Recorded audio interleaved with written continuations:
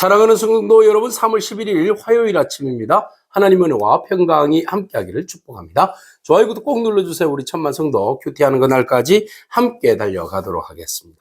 오늘 우리에게 주신 하나님의 말씀은 요한복음 20장 1절로 10절까지 말씀인데요. 우리 함께 8절과 9절의 말씀 같이 읽도록 하겠습니다.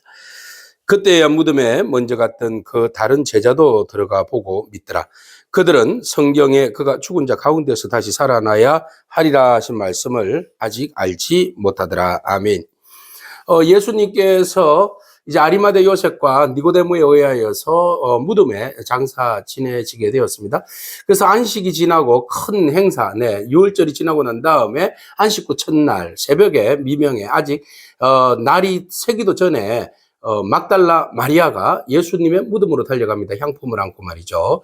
여기서 이제 막달라 마리아는 이제 누가복음에 의하면 7 귀신 들렸던 여인이었습니다. 그래서 그 7 귀신 들렸다는 말은 뭐 귀신 7명이 들어왔다는 말이라기보다는 완전수를 이야기하죠. 완전히 그냥 귀신에게 묶여서 살던 사람. 그러나 예수님을 만나서 변화되어지고 그리고 치유되어져서 주님의 참다운 여제자가 되었다는 그런 이제 상황을 우리가 보게 되고, 주님을 너무 사랑하기 때문에 주님 죽으심에 대하여서 안식일이 다가오기 때문에 제대로 주님에 대한 그 예의를 갖추지 못한 그런 아쉬움 때문에 새벽 미명에 안식일이 끝나고 새벽 미명에 달려가서 예수님의 시신의 향품을 바르기 위해서 달려갔습니다. 그런데 돌이 굴러져 있었습니다. 그래서 깜짝 놀랐습니다. 보니까 예수님의 시신이 없는 거예요. 그래서 너무 놀라서 달려가서 베드로와 그리고 주님의 애제자 요한에게 가서 이 모든 사실을 알려지게 됩니다. 그래서 그녀는 이야기합니다. 누군가가 무덤에 가져가서 무덤에서 사람들이 주님을 무덤에서 가져가 어디에 두었는지 우리가 알지 못하겠다, 이렇게 이야기를 해요. 누군가가 예수님의 시신을 가져갔다는 거죠. 그래서 예수님의 시신에 도난당했다, 이렇게 표현되어집니다. 그래서 지금도 여전히 뭐 유대인들은 예수님의 시신을 제자들이 훔쳐갔다, 뭐 다른 곳에 안장했다, 뭐 이런 이야기를 유언비어를 드리기도 합니다. 어쨌든 예수님께서 시신이 그곳에 없었어요. 그래서 베드로와 요한이 달려갔습니다. 근데 누가 더 빠르냐? 베드로보다는 요한이, 어린이가 더 빠른가요? 그래서 먼저 달려갔습니다. 애제자이기 때문에 먼저 달려갔을까요? 사랑하기 때문에 달려갔을까요? 그래서 먼저 막 달려가서 무덤 앞에 딱 서게 되었고, 좀 겁이 났던 모양이에요. 무덤 안으로는 들어가지 아니하고 무덤 바깥에서 이렇게 보니까 예수님의 시신이 없는 거죠. 그 뒤를 이어서 베드로가 왔습니다. 근데 베드로는 무덤 안으로 들어갔어요. 근데 보니까 세마포가 있고, 그리고 세마포 옆에는 예수님을 감쌌던 수건 있잖아요. 얼굴을 감쌌던 수건은 그대로 옆에 포개져 있는 거예요. 그러니까는 수건 있고 세마포가 이렇게 있으니까 그대로 예수님께서 이렇게 부활하신 거예요. 그죠? 그래서 몸이 빠져나왔다, 이렇게 볼 수 있겠습니다. 그래서 보니까 세마포와 함께 놓이지 않고 딴 곳에 쌌던 대로 그대로 놓여 있는 거죠. 자, 이것이 바로 부활의 증거입니다. 그래서 그때야 무덤에 들어갔던 다른 제자도 들어가서 믿더라 했어요. 근데 여기에서 믿더라는 말의 뜻은 무엇일까요? 예수님이 진정한 부활을 믿었다는 것일까요? 아니면은 시신이 없어졌다는 사실을 믿었을까요? 그죠? 그래서 그 뒤에 해석이 재밌습니다. 뭐라고 이야기했는가 하면, 그들은 성경에 그가 죽은 자 가운데서 다시 살아나야 하리라 하신 말씀을 아직은 알지 못하더라.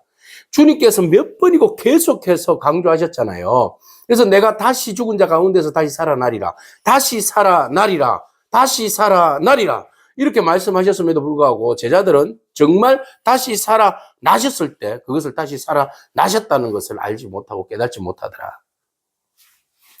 성령님께서 친히 보혜사 성령님께서 우리에게 깨달음을 주실 때 다시 살아나리라 하신 말씀이 귀에 들어오고 눈에 열려지고 그것을 확인하고 알게 되는 거죠.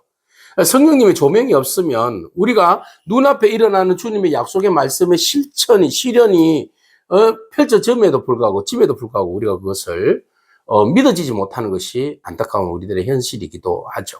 자, 오늘 첫 번째 부활절, 부활의 첫 기쁨을 맞이한 증인들의 모습을 봅니다. 막달라 마리아, 그리고 베드로와 요한.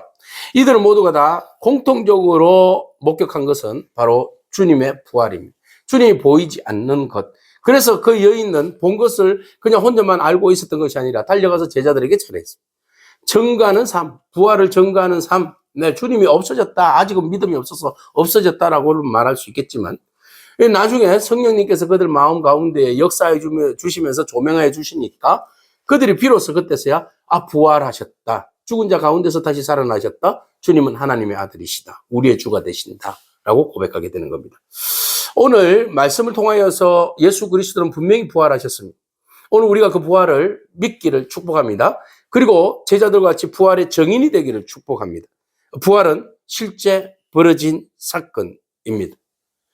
실제 벌어졌다는 사실을 우리는 믿음으로 성경에서 그것을 읽고 믿음으로 우리는 받아들이게 되고, 제자들이 부활의 정인이 되었던 것처럼 나도 부활의 정인이 되기를 축복합니다. 우리는 빈 무덤을 보았으니까, 말씀을 통하여서 빈 무덤을 보았으니까 우리는 예수님의 부활의 정인이 되는 거예요.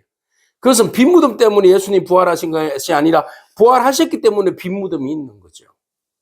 오늘 우리가 빈 무덤에 가서 무엇을 봅니까? 그냥 빈 무덤을 봅니까? 세상에 빈 무덤은 너무너무 많습니다. 이것저것에 다 빈 무덤입니다. 그러나 그 빈 무덤의 주인공이 누구인지가 우리가 알아야 됩니다.